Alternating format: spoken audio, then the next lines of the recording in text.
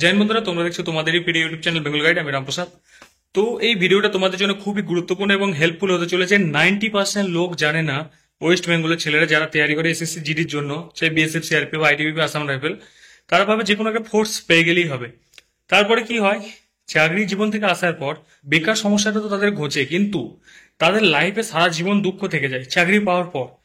তো কি তোমাদের এই ভিডিওটা অনেকটা হেল্পফুল হবে, সাজেস্ট করছি যেটা, সেটা যদি একটু মেনে চলো তাহলে তোমাদের অনেকটা জীবনে উপকার হতে পারে।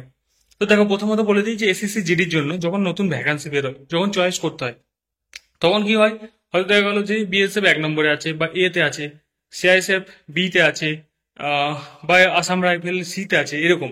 তো অনেকে কি করে, চয়েস করার সময় ABCD করে সাইবার ক্যাফে গিয়ে তাদের অনুযায়ী দিয়ে দেয়।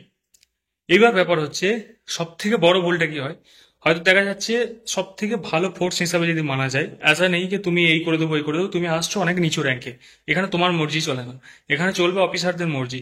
তো সব থেকে যদি সার্ভিস দেখা যায় বা ডিউটি টাইম, রিল্যাক্স টাইম, বা আরো কিছু যদি দেখা যায়, অপারেশন টপারেশন, সব থেকে বেস্ট সার্ভিস হচ্ছে সিআইসে, তারপরে এসএসবি।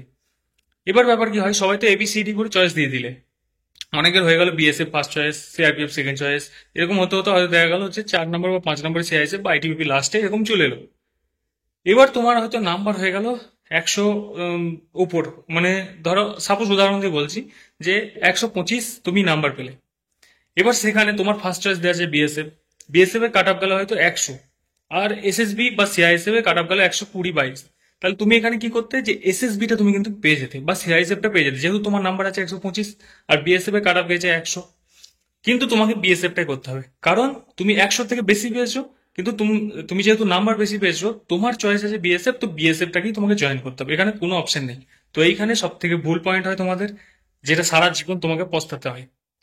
দ্বিতীয়, যে ওয়েস্ট বেঙ্গল ছেলেদের জন্য সব থেকে বেস্ট চাকরি, মানে ছুটি যাওয়া আসার সুবিধা, দেখো স্যালারি তো খুব হাই ফাই তা নয়। তুমি যদি জম্মু কাশ্মীর থেকে ছুটি যাও, ছুটি আসো, তাতেই তোমার যাওয়া আসাতে 10-12 হাজার টাকা খরচা হয়ে যায় নর্মালি। তার থেকেও বেশি হয়, খাওয়া টাওয়া নিয়ে আরো অনেক বেশি হয়। তো তোমার স্যালারি থেকেই কিন্তু ওগুলো যায়। এবার বছরে তোমাকে 2 বার দেওয়া হয় পয়সা, ঠিক আছে? তো সব টাইম তো পাবে না যে 3 বার 4 বার ছুটি যাও, যাওয়া আসা তো একটা খরচা। এবার বাড়ি থেকে অনেকটা দূরে, সব জায়গায় ফ্যামিলি রাখতে পারবে না, বা আউটপাস তুমি যদি পেয়ে যাও, লোকাল হলে যেমন এসএসবি তে আউটপাস পেলে তুমি শনি রবিবারে বাড়ি যেতে পারবে যদি কাছে পোস্টিং থাকে। এবার তোমাদের মেন পয়েন্ট আসি। দেখো, চয়েস দেওয়ার সময় যদি তুমি ভাবো যে আমার বর্দি খুব ভালো লাগে, তো যে বর্দিটা ভালো লাগে সেটা দেবে, ভবিষ্যতে পস্তাবে। অনেকে বিএসএফ ভালো লাগে বর্দিটা, তো বিএসএফ চয়েস দেয়। প্রথমে বলে রাখি, বিএসএফ এর ডিউটি কিন্তু বহুত হার্ড।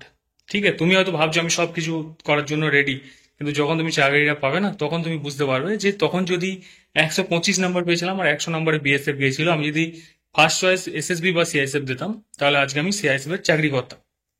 তো দেখো, ওয়েস্ট বেঙ্গল ছেলেদের ক্ষেত্রে সব থেকে বেস্ট হচ্ছে সিআইএসএফ ফার্স্ট চয়েস দেওয়া। কারণ সিআইএসএফে কি হয়, তোমার 90%-এর ওপর ফ্যামিলি ফেসিলিটি পাওয়া যায়, মানে ফ্যামিলি তুমি রাখতে পারো। আর দ্বিতীয়, এর কোনো বর্ডার নেই, তোমার কোনো ঝামেলা নেই, যে কোনো শহরের মধ্যে তুমি থাকবে। শহরের মধ্যে থাকলে কি হবে, তুমি ফ্যামিলি রাখতে পারবে। চাই তুমি কোয়ার্টার পাও না পাও, তুমি কিন্তু বাইরেও কোনো ভাড়া নিয়ে বা পারমিশন নিয়ে ভাড়া নিলে সেই ভাড়ার টাকাটা তোমাকে সরকার দিয়ে দেয়।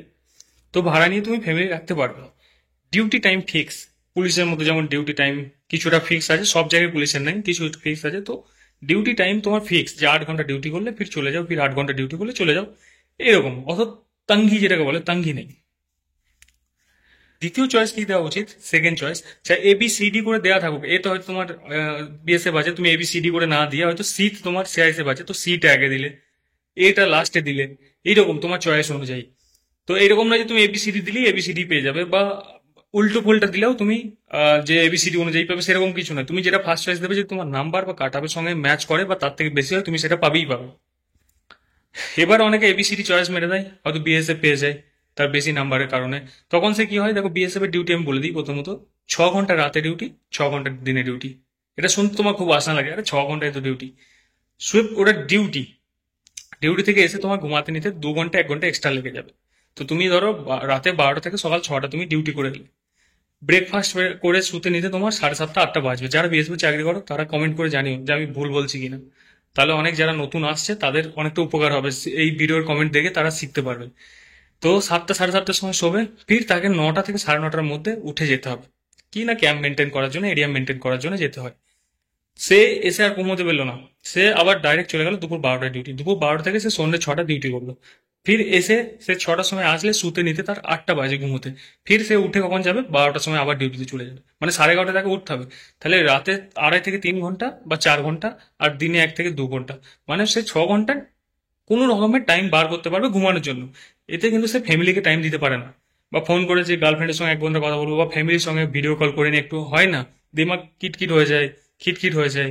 অনেকের এই কারণে বিএসএফ এর জওয়ান দেখবা আজকের ডেটে সব থেকে বেশি সুসাইড অ্যাটেম্প করে বিএসএফ জওয়ান। সব গেল আলাদা দিক, ভেতরের খবর না বলাই ভালো। তো তোমাদের যেটা সুবিধা হবে আমি বলে দিচ্ছি, আমার যেটা এক্সপিরিয়েন্স 5 বছরের, সেই অনুযায়ী তোমাকে বলছি যে দেখো, ওয়েস্ট বেঙ্গলের ছেলে হলে ফার্স্ট চয়েস তুমি সিআইএসএফ দেবে, দ্বিতীয় চয়েস এসএসবি দেবে, চাকরিও ভালো, ডিউটি টাইমও ঠিক আছে, ছুটিও তোমার প্রপার পাওয়া যায়, বিএসএফ ছুটিও পাওয়া যায় না, ছুটির জন্য লড়াই করতে হবে। তৃতীয় চয়েস দেবে সিআরপিএফ, চতুর্থ চয়েস দেবে আইটিবিপি, ফিফথ চয়েস দেবে আসাম রাইফল, সিক্স চয়েস দেবে তোমার বিএসএফ। এবার যাদের বর্দি ভালো লাগে, যে যেটা ভালো লাগে সে সেটা করবে, কথা না শুনতেই পারো, তোমাদের মর্জি। বাকি আমার দাদা হিসাবে বা গাইড হিসাবে যেটুকু করা কর্তব্য সেটুকু বললাম। তা বলে কি চাকরি পাচ্ছে না বা করছে না? করছে সবাই। মজবুরিতে একবার ঢুকে গেলে সেখান থেকে বেরোনো কঠিন, কারণ তুমি যদি একবার ঢুকে যাও সেখান থেকে যে রিজাইন দিতে গেলে তোমাকে 3 লাখ টাকা দিয়ে রিজাইন দিতে হবে। সেই মজবুরি থেকে রিজাইনও দিতে পারে না, আর কাঁধে কেঁদে কেঁদে চাকরিও করে। তো এই হচ্ছে ব্যাপার। তো চ্যানেল নতুন হলে চ্যানেলটা অবশ্যই সাবস্ক্রাইব করো। তোমাদের যদি কোনো প্রশ্ন থাকে কমেন্ট বক্স খোলা আছে, কমেন্ট করো।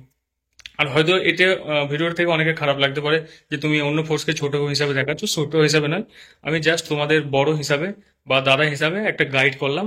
বাকি তোমাদের মর্জি, তোমরা কোনটা ফোর্সকে বেশি ভালোবাসো। তো যারা যে ফোর্সকে বেশি ভালোবাসো কমেন্টেও সেটাও জানিও। তো পরবর্তী ভিডিও হয়তো তার ডিউটি টাইম, তার ফেসিলিটি নিয়ে আসতে পারে। তো আজকে ভিডিও এতটাই।